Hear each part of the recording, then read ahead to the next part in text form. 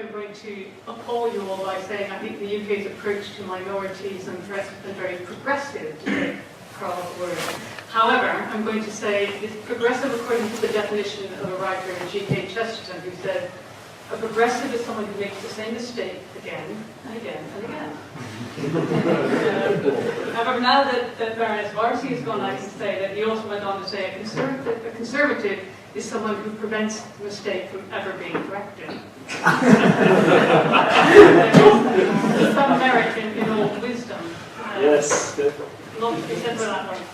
I want to actually just tell you a little true story on a campus somewhere in the Midlands where an Islamic society had invited a speaker who the LGBT society was extremely distressed about, who they felt was homophobic, and so the usual big issue was going to erupt, and the media were all prepared for it.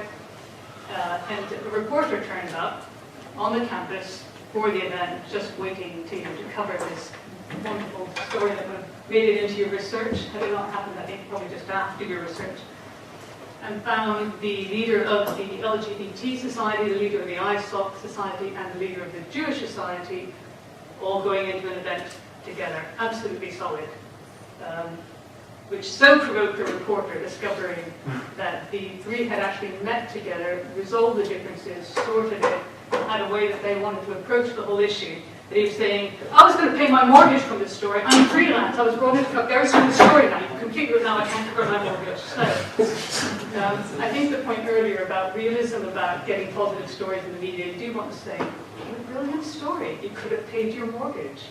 And you could have done a lot of other things by saying, here is a great example of how societies can work together. I think that illustrates a point that I would also pick up from the exchange between Dr. Sarah and Azad earlier about going to other events, and as I'm saying, it's neither here nor there.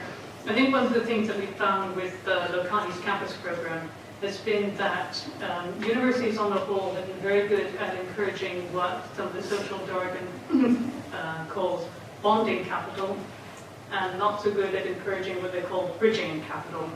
In other words, societies are very strong in themselves. Student societies are really, really impressive now, and working together and putting on their events. But where the weaknesses are in university campuses is that bridging between societies and how they communicate and how they work together.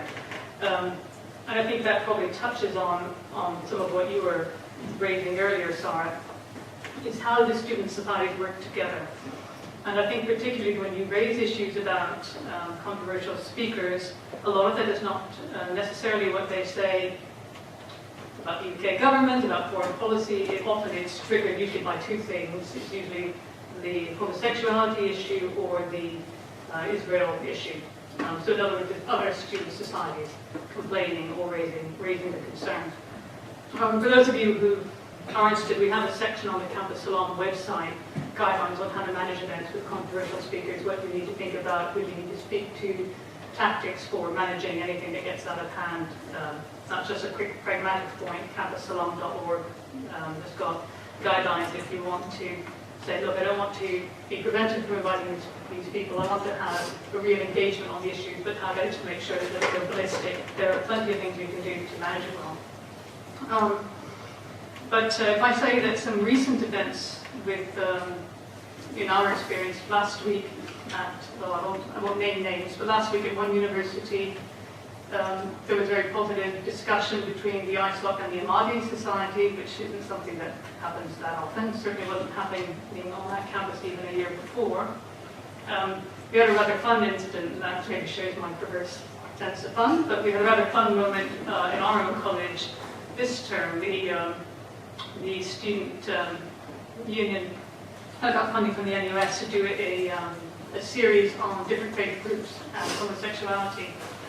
And on the night of the Islam and homosexuality evening, where there was a lesbian Muslim speaker, the ISOC happily had a stall set up, no sense of kind of, any discomfort or difficulty. We were having a private laugh in the company about, I wonder how often that happens on those campuses. This is bridging capital at the sort of hard end. This is societies coming together to work together in a more constructive way. The last 2 years in Birmingham, where they had different faith societies come together for the first time, they've had over 1,000 people attend their events a few weeks ago, and last year similarly. That's 10% of the student population. That's huge to come to a religious society event, listening to an event. If you think about how many you usually attract to your ISOC events, 1,000 is a lot, I think, to get in your doors in a single event. So I want to recommend thinking about that as a constructive strategy forward. There's nothing like building these positive alliances and working on solidarity across the societies to start to forge a kind of positive power base that begins to outweigh the negative spin. My last point, I promise, is taking up another phrase that Carl said. You're my source of goods tonight. You talked about how my inspiration. I've used Carl. It's the comment about how Islamic societies are not doing enough to combat extremism. And my sort of skeptical question is, how would they know? What does combating extremism look like?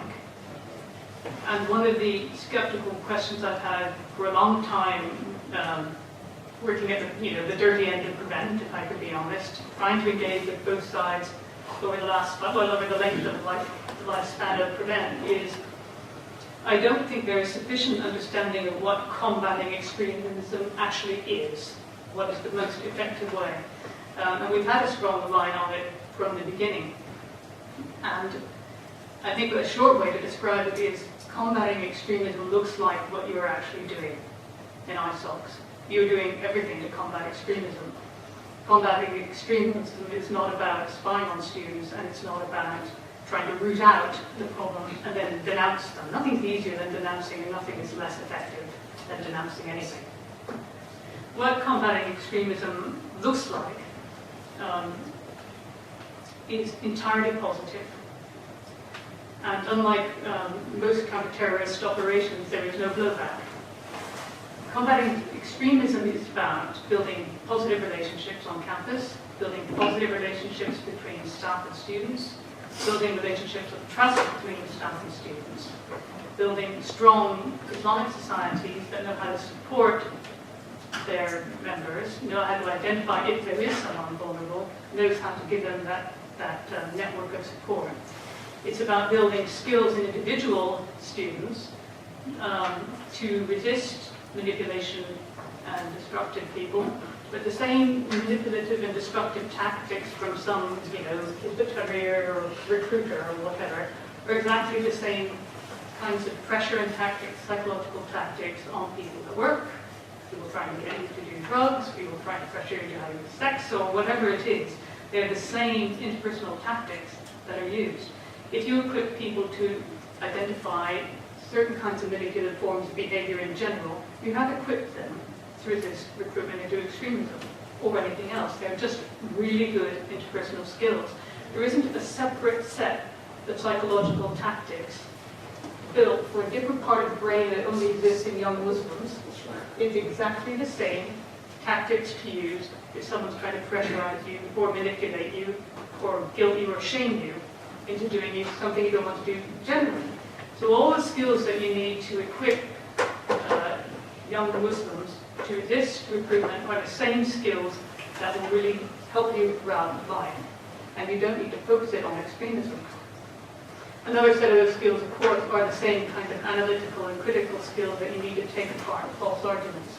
Which is true for politicians, religious arguments, someone trying to pressure you into buying something you don't want.